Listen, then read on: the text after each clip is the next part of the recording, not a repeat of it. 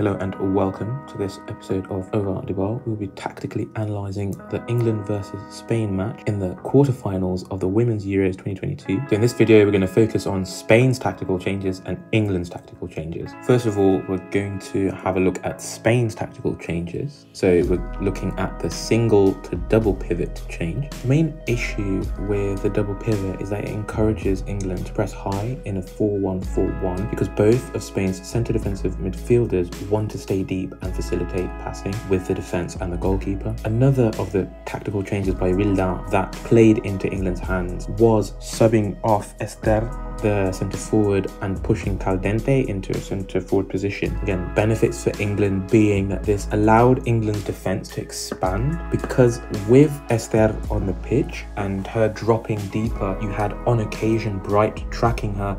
Again, for that to happen, you need Bronze to stay relatively narrow to be able to cover that space that Bright's leaving behind, but also Caldente's roaming, not sticking to her left wing position, sometimes moving all the way across towards that right hand side, and so the England defence needs to stay narrow to be able to combat the overload. Although in this narrowing, it made Spain's switches more effective, but with this substitution and this change in position for Caldente, you lost that. Moving on to England's tactical changes. As a quick summary of how England played before the change, it was very much the standard with that 4-1-2-3 build-up, with Stanway and Kirby acting as the number 8s, looking to try and run in behind the fullbacks of Spain as they tracked England's forwards dropping. On occasion, they also tried to use Bronze as a deep runner to beat the 4-2-3-1 press of Spain. However, with Walsh being as tightly marked as she was and Spain pressing towards the touchline as well as also tracking, dropping forwards, England struggled to build up from deep with any sort of effectiveness, often relying on diagonals and switches or long ball to their wide midfielders who were almost instantly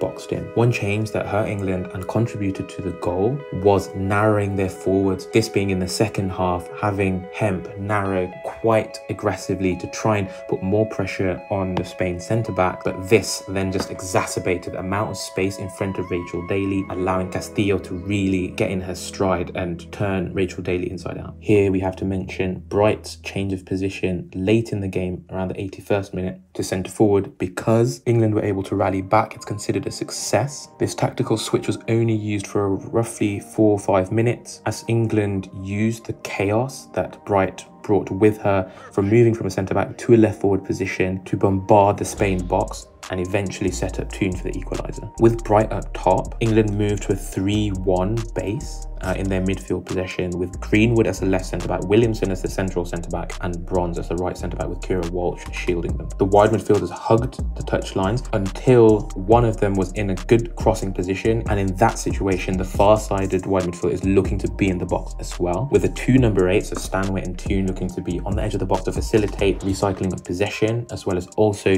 forcing the midfield and defence of Spain to stay narrow to prevent them being able to find pockets of space. Okay, so let's have a look at some examples. This being in the 15th minute, this is an example of how Spain were dominating initially prior to those tactical changes we mentioned. Starting off by highlighting England's defensive shape of the 4-4-1-1, with Kirby as the CAM looking to try and prevent the CDM of Spain being able to get on the ball, and White trying to press from the ball side towards the touchline. For Spain, we're looking to focus on their number 8s as well as their centre forward. So Esther, who looked to try and drop and help link play that way, but then also moved to the touchlines to try and help overload these wide spaces. And the number 8, so in this case Caldente, the left winger technically, but she's coming into a central position, and she also is looking to drop and help with deep progression and sometimes even float all the way over to that right hand side. And here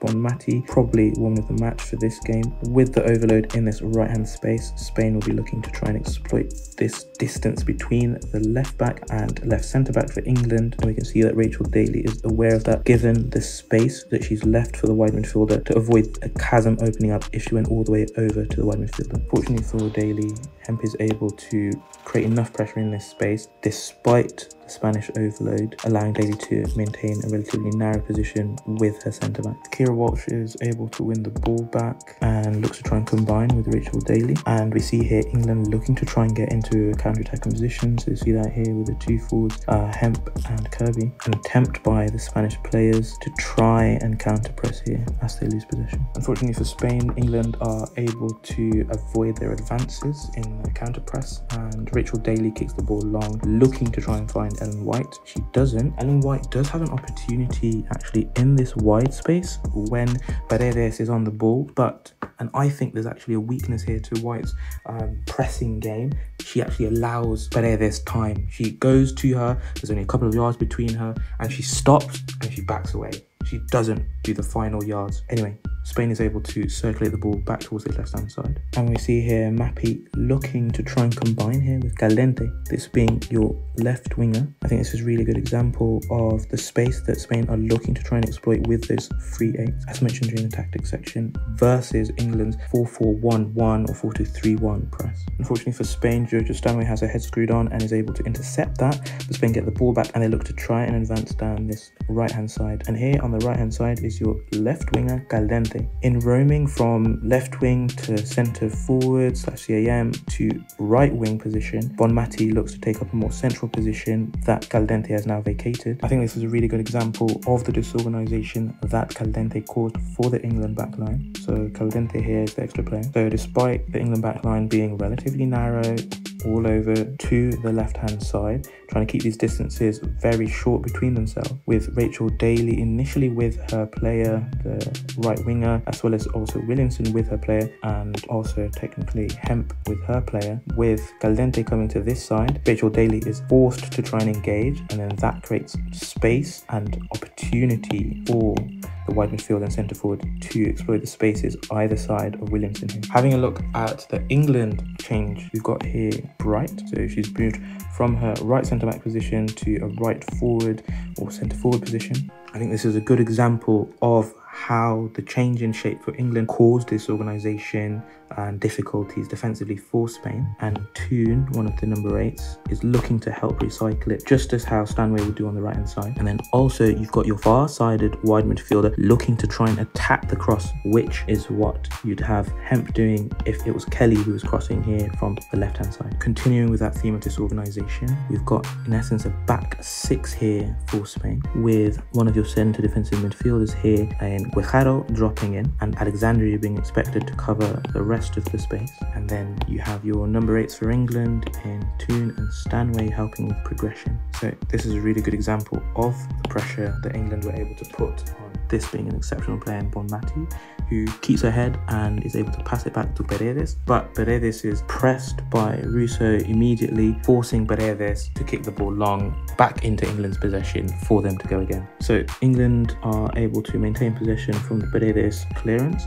We've got our 3-1 here with Keira Walsh as your CDM, and then either side of her, higher up, you're going to have Georgia Stanway and Ella Toon, who are going to be helping progress the ball from deep, with your wide midfielders for England forcing back the wide midfielders of Spain as well. And so we see that here with Olga, the left back, tracking the wide midfielder for England, and with Alexandri in the back line also, you have almost a back 5 here with only a 3 in midfield for Spain. So this here being Guejaro, who's actually quite well sidestepped here by Georgia Stanway. With Georgia Stanway beating Guejaro here, she's able to exploit just this ton of space in behind her and again force a further retreat by Spain. Stanway is able to get the ball out here to Hemp, and she drives down the touchline and eventually attempts to cross it, but the ball is blocked. But I think this is a good example here of England's threat centrally from this cross, with the far-sided wide midfielder coming in to attack at the back post